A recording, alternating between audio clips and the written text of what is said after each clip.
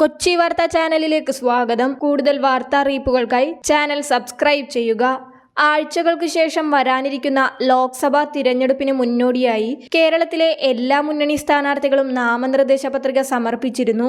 ഇപ്പോഴിതാ തിരുവനന്തപുരത്തെ BJP സ്ഥാനാർത്ഥിയും കേന്ദ്രമന്ത്രിയുമായ രാജീവ് ചന്ദ്രശേഖറിന്റെ തിരഞ്ഞെടുപ്പ് സത്യവാങ്മൂലത്തിനെതിരായ പരാതി പരിശോധിക്കാൻ തിരഞ്ഞെടുപ്പ് കമ്മീഷൻ നിർദ്ദേശിച്ചിരിക്കുകയാണ്. രാജീവ് ചന്ദ്രശേഖർ സ്വത്ത് വിവരം മറച്ചുവെച്ചെന്ന പരാതിയാണ് തിരഞ്ഞെടുപ്പ് കമ്മീഷൻ അന്വേഷിക്കുന്നത്. കോൺഗ്രസ് നൽകിയ പരാതിയിൽ വിവരങ്ങൾ പരിശോധിക്കാൻ പ്രത്യക്ഷ നികുതി ബോർഡിനോട് കമ്മീഷൻ നിർദ്ദേശം നൽകി. LDFും രാജീവ് ചന്ദ്രശേഖറിനെതിരെ പരാതി നൽകിയിരുന്നു.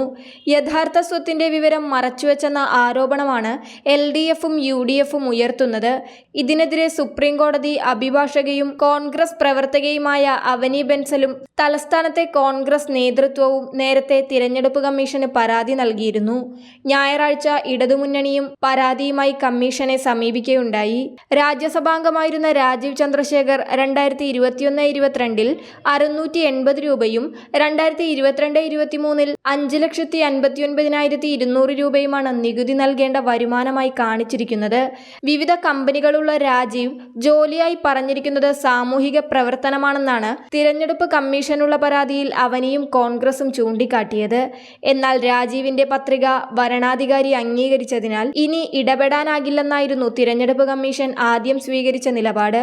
തിരഞ്ഞെടുപ്പിന് ശേഷം ഹൈക്കോടതിയെ സമീപിക്കാമെന്നും വ്യക്തമാക്കിയിരുന്നു. പിന്നീടാണ് പരാതി പരിശോധിക്കാൻ നിർദ്ദേശിച്ചിരിക്കുന്നത്. 2006 ജൂപ്പിറ്റർ ക്യാപിറ്റൽ സ്ഥാപിച്ച രാജീവ് ചന്ദ്രശേഖർ 2014 വരെ അതിന്റെ ചെയർമാനായി സേവനമനുഷ്ഠിച്ചു. ഏഷ്യാനെറ്റ് ന്യൂസ്, സുവർണ ന്യൂസ്, കന്നഡ പ്രഭ തുടങ്ങിയ മാധ്യമ സ്ഥാപനങ്ങൾ ജൂപ്പിറ്റർ ക്യാപിറ്റൽസിന് കീഴിൽ വരുന്ന മാധ്യമ സ്ഥാപനങ്ങളാണ്. ഏഷ്യാനെറ്റ് ന്യൂസ് ചെയർമാനായിരുന്ന രാജീവ് ചന്ദ്രശേഖർ BJP സ്ഥാനാർത്ഥിയായി രാജ്യസഭയിലേക്ക് മത്സരിക്കുന്നതിന് മുൻപ് ഈ പദവി രാജിവെച്ചിരുന്നു. സ്വതന്ത്രവും തുറന്നതുമായ ഇന്റർനെറ്റ്, നെറ്റ് ന്യൂട്രാലിറ്റി എന്നിവയുടെ വക്താവ് കൂടിയാണ് അദ്ദേഹം.